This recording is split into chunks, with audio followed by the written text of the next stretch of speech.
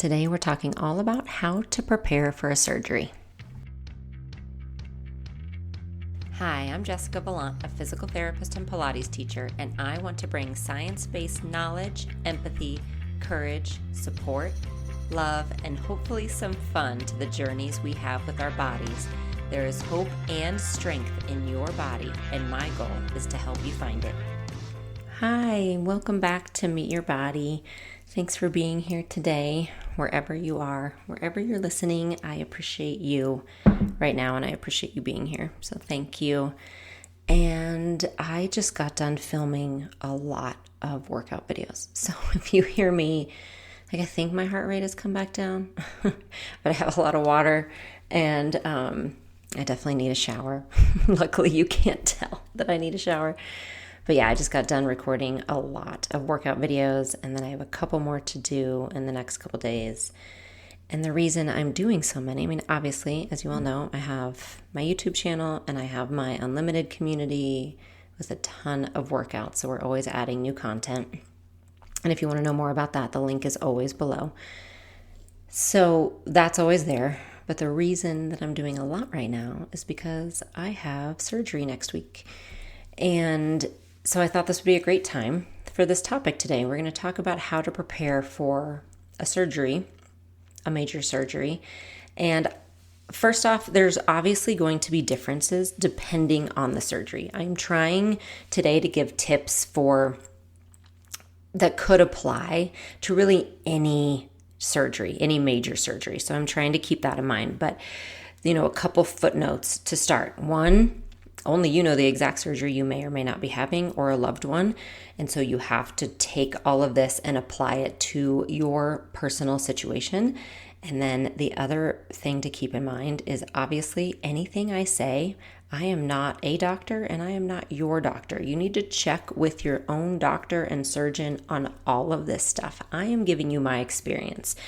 And for context around that, I have had 4 major surgeries in my life. And by major, I mean under general anesthesia for a significant period of time, possibly staying overnight, possibly not staying overnight. By minor surgeries, I mean I've had my wisdom teeth out. I have been through IVF a few times, so I've had the egg retrieval process done. Those are minor, okay, in my opinion. It does not mean they're not serious and meaningful and all of that. I just mean they're a little bit more on the minor scale when it comes to surgical procedures. So I am talking today about major surgery when you're under general anesthesia. And so for myself, like I said, I've had 4, and next week I'm having my 5th. I have had a big cyst removed called a thyroglossal duct cyst. I had that removed with my tonsils a very long time ago. I was in my 20s. That was a major surgery. It was overnight. And then I've had 2 laparoscopies, however you want to say it, for my endometriosis, laparoscopic surgeries for my endometriosis. Then I've had a hysterectomy with major prolapse repair. And I was really hoping that would maybe be it, that maybe I would be done. Hopeful. That was in 2019. Because I felt like I had had enough. I was good. And then, as you most likely know, I was diagnosed with breast cancer 4 weeks ago.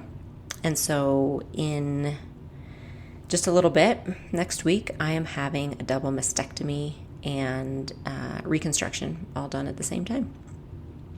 And so I thought it would be good timing, as I'm going through this again myself, to talk to you all about how you can prepare for surgery, because there are some things that you can definitely do, and I recommend doing when you are preparing your body for surgery. So we are just going to jump right into those today.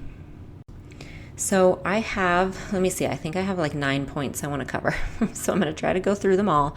And if you need to take notes, please do it. If you need to come back and listen again, this is going to be an episode that you can keep in your archives for, again, if you ever need it or if a loved one needs it, okay? It's really important information in my mind. I have, as a physical therapist, seen, countless, thousands upon thousands of clients in my life. both who have had surgery and who are preparing for their own surgery. And I will tell you, a lot of this information is just simply not given or not known. And it's not out of negligence. It's simply out of the fact that most surgeons are going to tell you exactly just what they think you should know, and not a lot of additional things that could help. So we're kind of covering all of those things today. So again, keep this in your archives, keep it in your files for a time that you might need it, write it down. And the first thing, the absolute first piece of advice I will give you, the first thing you have to do when you prepare for a surgery is you have to ask and know what surgery you are having exactly. And that might seem silly, but it is so important, because I cannot tell you how many people I have seen who I say, what surgery are you having? And they say, I don't know, I'm having shoulder surgery. And I'll say, okay, well, what though? What are they cutting? What are they doing? Are they putting in screws? Are they not? Is it an open incision? Is it, are they using the laparoscopic holes? What exactly? And people don't know. And I am not saying that at all demeaning, because why would you know? If you don't have a medical background, absolutely, why would you be asking those questions? And those answers aren't just given out, because most surgeons aren't going to take the time to explain it. But it's really important to know what is happening to your body when you go into surgery. And I'm not saying you need to go watch videos of what is going to be done. You don't need to see necessarily. But I want you to take a moment to ask. And I talk about this a lot in my hysterectomy videos. What exactly is being done? What are they taking out? How are they doing it? What's the possibility of an open incision versus not? What are the benefits of that versus not? All of those things you need to be asking. So if you're having surgery, ask the questions, say exactly what are you doing and why. And maybe for me, it's really clear why I have to have a mastectomy next week. That's pretty darn clear to me. But a lot of times we don't exactly know why. So ask why. This is your right to ask questions. Okay, and I'm going to say this right off the bat. You have to be the squeaky wheel. You have to be willing to be the squeaky wheel. You have to be willing to call and ask questions and leave messages. And when they don't call you back, because they usually won't, call again, email, get in that online portal, ask your questions. It is okay. This is a major deal to have surgery. So you want to have as much information as you need, as you feel like you personally need. We are all different. I can promise you I need more information than the average person. It's just my personality, so I ask a lot of questions. But I want you to know what is being done, okay? And in addition to that, don't use online as your only research tool, because Dr. Google can be helpful to a point, and then it can be really scary and can cause a lot of fear. And Dr. Google tells you every possible explanation and surgical procedure, not the one necessarily you're having done. So I want you to ask your team, your doctor, your surgeon, the nurses, what kind of surgery you're having done, why. It's a simple question. Just why are we choosing this kind? Yes, I have a rotator cuff tear. Okay, but just tell me why you're choosing this kind of surgery over another. Just ask. That's okay. You can get the answers. And one other thing that has been really helpful to me is asking people who've had the procedure done. And again, we're all different on whether that's comfortable to you or not. I wouldn't get online into all the forums yet until you're ready for that information. But if you have some friends, some people you trust close to you, some contacts who've had the same surgery done, that can be really, really helpful information. I have found out a few things through that channel, through some friends of mine who've been diagnosed with breast cancer and had the surgery. That's where I've probably gotten my most useful information on what I need after surgery, what recovery will look like, and those kind of things, who I need to help wash my hair. The doctor's not telling me that, but my friend did. My friend said, you're not going to be able to wash your own hair for 2 weeks, so who's going to do it for you? Okay, so those are the things. So number one, know what kind of surgery you're having, ask your questions, get the information so you can go in with the knowledge that you need. Number two, it kind of follows what I was just talking about having some people around you. Have a support system and decide right now who's going to be in that circle. Not everyone has to be, and not everyone was meant to be the kind of support you need. Okay, that helps me sometimes when I remember that, because depending on what the surgery is, you might have a lot of people offering a lot of help, or you might have little people offering little help, but you get to decide what's the most helpful to you. Okay, what is going to help you the most, and who is it in your life and in your circle that you can trust to give that to you? What kind of boundaries do you need to set, saying, you know what, I really am not going to want to see anyone for 2 weeks after. Please don't visit. I'm sorry if that hurts your feelings, but please, I'm going to need you maybe in 4 weeks later on. You're allowed to say that. Or on the flip side, you might say, I need you here today. I need you to take the day off work and be here today with me, because that's going to be a scary day. I have a scary test that day, and I'm really going to need you to be by my side. You're allowed to say those things. So take a few minutes to decide, and it's okay if you don't know what you need yet. But I think it's really helpful to kind of figure that out a little bit beforehand. And also remember, it's okay to tell people no or no thank you, or it's okay to say, I don't know what I need yet. I just don't know what I'm going to need yet. That is an okay answer as well. But you want to start to figure out things that you might need help with, such as rides, or again, just emotional support, help with the kids, meals, cleaning, help with work, all of that kind of stuff. Start to think through that a little bit. And that goes back to what you need to ask your doctor. One of the questions is, when can I go back to work? Or when can I function? When can I drive? The answers to those questions are going to be really helpful when you figure out what you need in your support system. And I'll tell you one other thing, it's really helpful. I had a friend say to me, probably one of the most helpful things, I don't know what you need, only you know what you need, but I'm here for whatever that is. That might be driving your kids, it might be taking you to your surgery, it might be just sitting in the car silently and you won't need anything from me, and I'm just there if you happen to need something. I'm here for whatever that is, and even if it's nothing, I will be here when you're ready and if you need it. That's one of the most helpful things. So if you're listening to this and you're offering help to someone, let them tell you what they need and be there for it. It's extremely supportive and helpful. The third thing we're going to talk about is moving your body. Okay, when it comes to preparing for surgery, you have got to keep moving your body. Now, this is where it starts to come in, that idea that I don't know exactly which surgery you're having, and it will be different for everyone. If you had an ACL tear and you're waiting for ACL surgery, ACL reconstruction, that your movement is going to look different than mine does right now, preparing for a double mastectomy, right? Your movement will look different.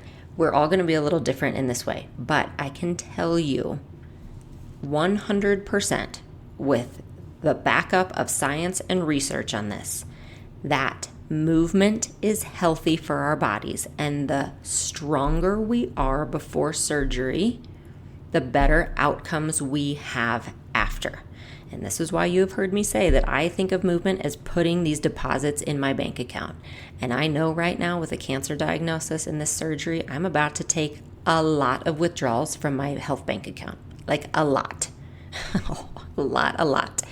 And I am so thankful that I have made these deposits over the years. And that's why I keep moving even right now, because I need those deposits in there to help carry me while I heal afterwards. Now, with that movement, what I don't think you should be doing right before surgery is trying like a brand new exercise class or pushing yourself to your max.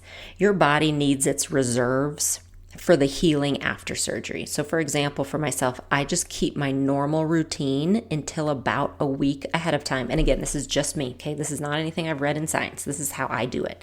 I keep my normal routine. I don't add anything in the months before, but I keep my normal routine until about a week before. And then I just make sure that I go maybe on the lower impact end, so that what I'm trying to do is not make myself so sore that my body needs 2 days to recover. Because the last thing that I want is to be going into surgery really sore from a heavy weightlifting session at the gym. So about a week out, I tend to either just go lighter on the weights or do a lot of walking and a lot of my Pilates work. It just depends on how I'm feeling at that moment, honestly. But that's my plan, is I keep doing my normal stuff without I don't add anything new or crazy, but I keep doing my normal workouts. I keep moving every day, and I will move every day up until surgery. But about a week out, I just tend to go a little more in the lighter or more gentle place so that I don't have to put all my reserves towards recovery. Also, you may be recommended by your doctor to do physical therapy before surgery. And again, that's really common with any kind of orthopedic condition. So, total knee replacements, total hips, rotator cuffs, all of that stuff, even hysterectomy. I tell people to do pelvic floor PT. Again, we know outcomes are better. Your rehabilitation will be better after surgery if you do physical therapy or some kind of strengthening prior to. And with many conditions, you will want that guided physical therapy for it. So highly, highly recommend that you keep moving. Even if you're in a place of fear, find out how to move safely. All right, that's something you need to ask. Only you know how you can keep moving safely with your own specific injury or surgical needs. But I highly recommend you keep moving your body prior to surgery. The fourth thing we're going to cover is what I'm calling nourishing your body. Now, I am not a registered dietitian. I am not a nutritionist, and I am not here to talk to you about what you should or should not be eating or drinking. I am going to tell you, with 4 surgeries under my belt, and as I am preparing, just a little bit out from my own next surgery, how I am looking at it personally from like a food, drink, nourishment perspective. First, know what the doctors say. It's really important because that can be a big part of it. You will be told to stop eating, stop drinking for a certain amount of time prior to surgery. So you need to know that information and you need to follow it. It's there for a reason, so follow it, okay? And each surgery is different. My 3 main surgeries prior to this have all been abdominal surgeries. So my last one, I was told to fast for 2 days before surgery because they needed that cleaned out.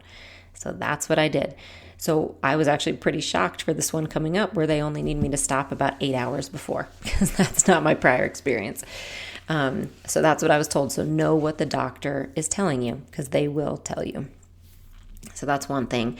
Also know what they tell you about stopping medication and stopping vitamins. And again, it's your situation and your doctor, but they will tell you those. I was told to stop vitamins for a certain amount of time, stop medication for a certain amount of time because those can thin your blood. So you want to find out about that. Stopping alcohol a certain amount of time beforehand. And so find out all of that information. For me, I focus on hydration, staying as hydrated as possible. I can tell you, again, from a PT perspective, medically, we don't do as well in any kind of procedures and recovery if we are dehydrated. So I just stay on it. I am drinking water. I'm drinking my electrolytes. I am trying to stay really, really hydrated. For me personally, I have not had much alcohol at all since this diagnosis. I will tell you from my previous surgeries, I think I've stopped altogether like a week or 2 beforehand. So that's just something, again, ask your doctor, make sure you know. I tend to go a little bit more than that because of the dehydration piece. I want to make sure I'm really hydrated. So it's just something to understand. And then make sure leading up to surgery that you are feeding yourself just as healthy as possible because you need those reserves. I go back to that. You're going to need those reserves. You need them to heal. You need them to get through surgery. How that looks to me is I tend to make big batches of soup because I also get a little anxious before my surgery, especially this one. I've had a lot of, I haven't been hungry for about a month, let's just say, after this diagnosis. I'm eating, but like nothing sounds great. Nothing excites me. I'm just eating to stay healthy. And so that's okay too. So I make big batches of soup that I can put a ton of protein and vegetables in that I can easily digest. I do that before surgery a lot. I have a lot of bone broth. I try to up the protein. So again, I'm feeding my muscles because I know I'm not going to use them much after surgery. So it's just, I'm not here to tell you what to eat or drink. I'm just telling you to know that it is an important component of your healing. So make sure you're asking the doctor about the specific rules they want to put in place. And then make sure that you are putting things in your body that are 100% going to support your healing as much as possible. And number 5 follows that exactly, to be ready with nourishing food and hydration for after surgery. The reason this falls in how to prep for surgery is because you may need to plan this ahead of time. I have already done that. I have a giant water bottle that will be by my side and I already have it like ready. I made sure I have a really big water bottle that I'm ready to have. I make sure that I have the electrolyte packets that I personally like to use, that I have bone broth, that I have all the things I will need. And things I don't have yet, I have on a list. I'll do a shopping trip. I tend to prep food, and some of it's for me, but a lot of it's for the kids. But I'm just prepping things that I know I might need afterwards. So that again will be personal for you. But if you need any kind of things to help you stay hydrated, which also help you stay regular, let me just say really quick that anesthesia causes constipation and pain medication causes constipation. And if you have listened to my hysterectomy stories and what to know after hysterectomy surgery, you know I had a major problem with constipation after my last surgery. And so you want to do everything you can to stay regular after any kind of surgery, and hydration helps. So if you need things like juice or prune juice available, have it, buy it ahead of time. Plan to have your nourishing food and hydration just simply ready for you when you come home from surgery. All right, number 6 is to schedule any appointments that you're going to need after surgery now. After surgery is just a really different place if you've never been there before. And typically I tell people, and again, this goes for most major surgeries because of the anesthesia, you're just in a fog for about 2 weeks. Like you kind of don't feel human for about 2 weeks just because of the entire fog and everything. So anything that takes a lot of logical thinking or problem solving, I make sure I don't have to do it for about 2 weeks afterwards. And that includes finding doctors' phone numbers and making appointments. So schedule them ahead of time. And most of those are going to include any kind of physical therapy appointments you need or post-op follow-up. So I can tell you already right now, I have 4 appointments scheduled for my post-op for this surgery. Or I should say for this next surgery that I have next week. I already have them all set. I have a folder, and you could do this in your notes or a spreadsheet or anything, but I have a folder of like all my different doctors and their phone numbers so that they're easy for me to find afterwards. So again, I'm not like Googling and searching. I want them easy and maybe in an easy place so that my husband can call if something comes up.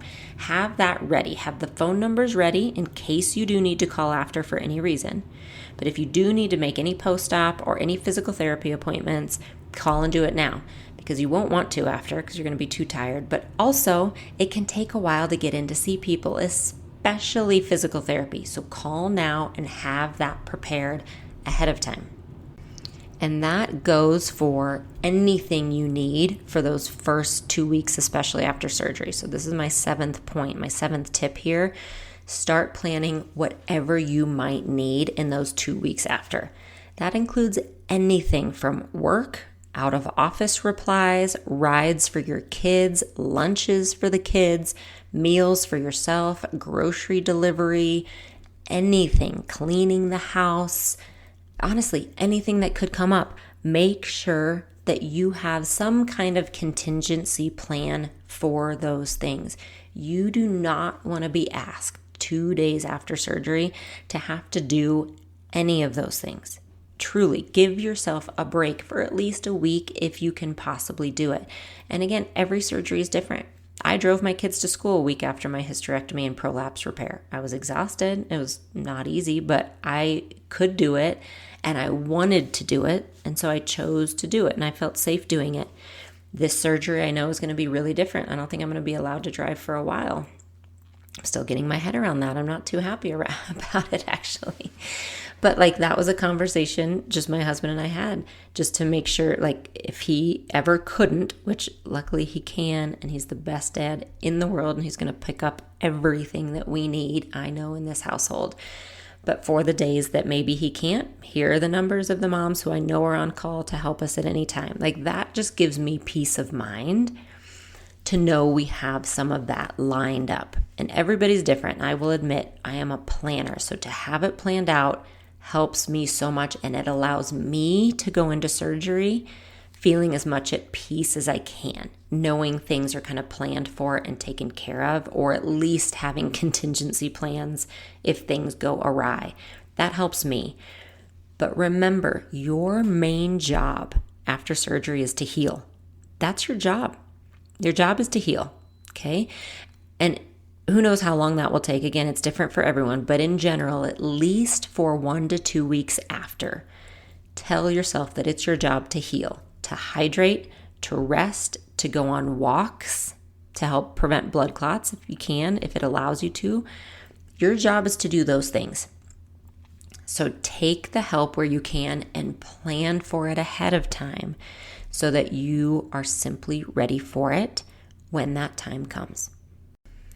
And then continuing on with what you can do beforehand to prepare for surgery. This is our 8th part, my 8th tip. What do you specifically need for that surgery? And this has hit me a lot. It hits me a lot for each one, but gosh, it's hit me so much with this. There are so many specific things that I need after that you guys, I didn't know about because of the doctors or the surgeons. I know because of my friends. I know because of the amazing people who have had coffee with me or stepped up or I've messaged with on Instagram, my friends who have gone through this who've said, oh yeah, you're going to need that. Oh yeah, did they not tell you about the drains? You're going to need something in the shower to hold them. And I'm looking at them thinking, what are you talking about? What in the world are you talking about? Drains? And then I had to go ask my doctor, hey, can you tell me about these drains everyone is talking about? And that's when they finally told me about them. I just have to laugh. You have to ask such specific questions. So there are things after this surgery specifically that I will need that I didn't know about, that I had to ask my doctor about. And it's a week out from surgery now. And I'm thinking, I hope they come on time. I better order them now. So depending on what it is, like for my hysterectomy, for the prolapse repairs, for all the endometriosis surgeries, what I really needed was comfortable pants with a loose waistband because I couldn't wear jeans or a belt for a month probably for comfort. So I just planned to have really comfy clothes that were comfortable around my waist because they were abdominal surgeries, right? For this surgery, I need like zip up hoodies and shirts that button up in the front and apparently things that hold drains and certain types of bras. That's a completely different story. And yours will be different too, okay? If I was your physical therapist beforehand and you were having a total knee replacement, I would say ask your doctor if you need compression socks and compression stockings, and specifically make sure that you tell them that you want them above the knee. There are some specific things that like PTs can help with and people who've been there can help with. Do you need socks that have stickies on the bottom of them? Are you going to be walking around and you want to make sure you don't slip? Do you need your own big water bottle next to you to make sure that you stay hydrated? Do you need a special kind of ice pack that's going to fit around it? Do you need to actually rent some kind of medical equipment? Do you need a range of motion machine at home? Find out what you need and make sure that's prepared ahead of time. Here's another actually thing you might want to check on. And I'm telling you this because I just saw it on my list and I have to get it myself. Body wipes. I don't know how long until I can shower. And as I mentioned, the hair thing, I have no idea till we figure that out. So I'm going to order some body wipes just to make sure I can freshen up. Do you need that? Do you need extra contacts? Do you need to make sure your glasses are ready? What do you need? Make sure that you get it ahead of time. One more tip. If you have kids, if you have young kids, okay, my kids are 6 and 10, and keeping them busy is prime to us, and having them in front of the screen all the time is not prime for me whatsoever. And in a time like this and what's coming, I know I'm not going to be able to play all the games and everything that we usually do with them. So I recommend, this is what I do at least, I get them new activities, or I ask friends to get them new activities, like new Lego sets, games that they can play together, coloring books, whatever it is that's age appropriate is actually a nice thing to have on hand if you have young kids, or if you're listening to this and you want to support someone having surgery with young kids. To me personally, that is a huge gift, is to think about what my kids might need during the time when I can't step up to be that mom. Like, is there any kind of food that they specifically need or would love? Are there games, or is there anything like that that would be helpful to them, that would make them feel cozy and just a little more normal in what can be kind of an unnormal situation for them? All right, so we are going to review what we've talked about. If you want to take notes, now's the time. Great time. 1, you need to ask the doctor, find out exactly what kind of surgery that you are having and what is being done. Don't be afraid to be the squeaky wheel. Ask questions. 2, figure out your support system, or at least start to use your words and find out what your boundaries are and tell people what you might need from them. And I will tell you right now, people want to know. They do. So don't be afraid to do that. Don't be afraid to ask for help. And also don't be afraid to set some boundaries if you need that for your own healing. Because remember, what's your job? Your job is to heal. Okay? Your job is not to make other people happy. Your job is to heal.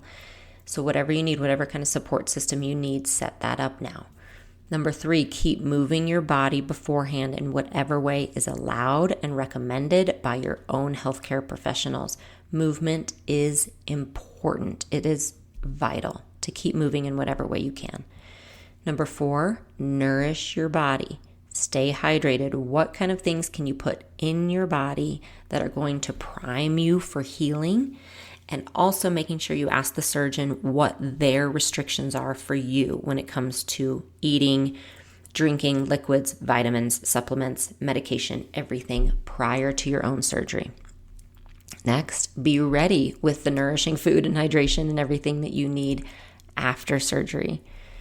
The next one, schedule any appointments that you need for after now. Okay, find out again about what they want for post-op, any testing post-op, any kind of physical therapy. Call and set it up now.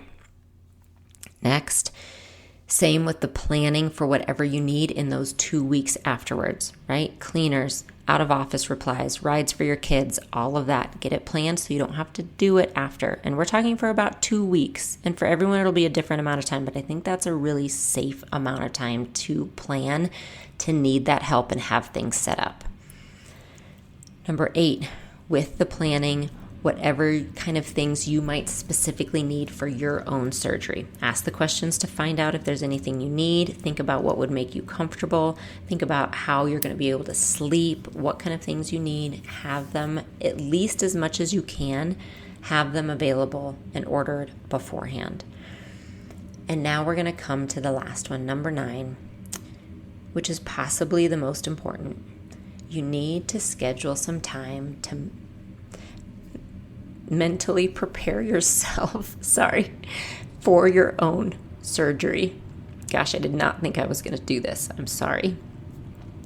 I have my time scheduled for myself, but I haven't. It hasn't come yet, so I haven't done this yet for this surgery, and apparently I need to.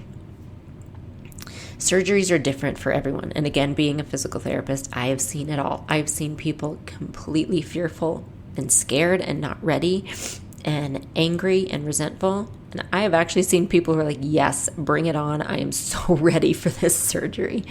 I've seen it all. And I highly recommend, no matter where you are, that you take some time to process the surgery, especially if it's something you didn't ask for, or especially if it's something that it feels like it's out of your control. And I say that because I felt that a little bit with my hysterectomy. I had to have it with the prolapse, and with my endometriosis, it wasn't possible for us to have more kids medically, but I'd always wanted more kids. So there was a lot of mourning for me that went in with that, along with the gratitude that I had the kids that we have, so much gratitude. But there was some mourning, and I had to go through that beforehand, and I'll tell you why. Because you don't want to wake up from surgery having to then mourn what happened. And that will happen sometimes. And I have a feeling with this cancer diagnosis, that will happen. But also, I highly recommend whatever you can do to wake up from surgery and again, embrace the fact that now is my job to heal and move forward. What can happen next? I don't want you and I don't want me to wake up from surgery with regrets about what didn't or did happen before, simply because that's not a good mental space to be in for healing, right? Your job is to heal, and your job is to look forward to what can happen and what the future holds. That's what we hope from any surgery, that it brings more hope for the future. And I want you and me to be able to embrace that. And sometimes it means having to do some mourning, and it might mean being angry, and that's okay. It might mean being angry that you have to have the surgery, that you have to go through it. It might mean being a little resentful. It might mean that feelings come up that you don't like, and we just can't ignore it. That's all. So you might only need 20 minutes. You might need a day. You might need longer. And it's okay if it doesn't all come full circle. I don't expect for my day of mourning before this surgery, I don't expect to be able to put a happy bow on it and say, I'm done. Sweet. I'm done with that. Done with my mourning. Let's move on. It's going to come in waves, and it could come for a long time. But I'm going to take the time anyway. I'm taking a day off from everything else when the kids are at school. When no one needs me, I'm shutting everything down. And I'm going to take some walks, and I'm going to have my journal, and I'm probably going to cry my eyes out, and I'm going to let myself be mad and let myself be scared. I'm going to let all that come out, even though apparently it's coming out to you right now. I'm sorry. I'm going to let all that come out because it needs to. It needs to come out so that I can step into the healing phase ready for that and what's next.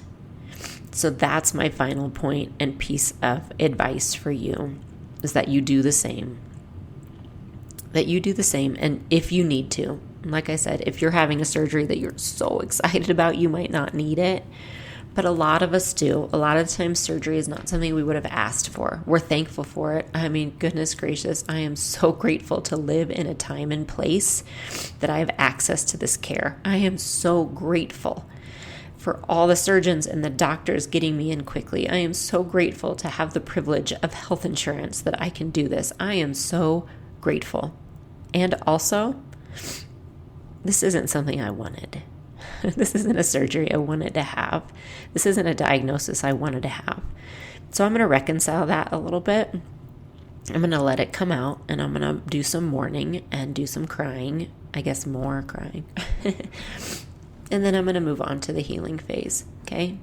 And that's what I recommend for you too. And yes, it'll come in waves. I know more will come after surgery.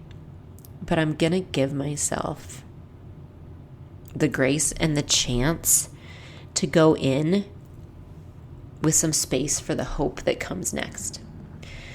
Oh my goodness gracious, I'm sorry to cry and for you today. Thanks for being here. Thanks for listening. Thanks for letting me use this as my journaling session for the day. And I just wish you the best, again, wherever you are, whether it's your surgery or somebody you know, or this is just for the future in case you ever have surgery. It is something to take seriously and to prepare for. And also, I can tell you, guaranteed, that you can do this. That you can do this, and you can come out stronger, and you can come out with a sense of hope and renewal. I promise you that. I pinky promise, as I would tell my kids, I pinky promise you that. So I'm here with you, walking with you. Do what you need to prepare to be the absolute best you can afterwards. And I'll talk to you again soon. Thank you so much for joining me today on Meet Your Body. If you have a moment, please consider rating and reviewing this podcast, as it helps us tremendously. For more resources and workouts, you can visit my website, jessicavallantpilates.com, or find me on YouTube or Instagram at Jessica Vallant Pilates.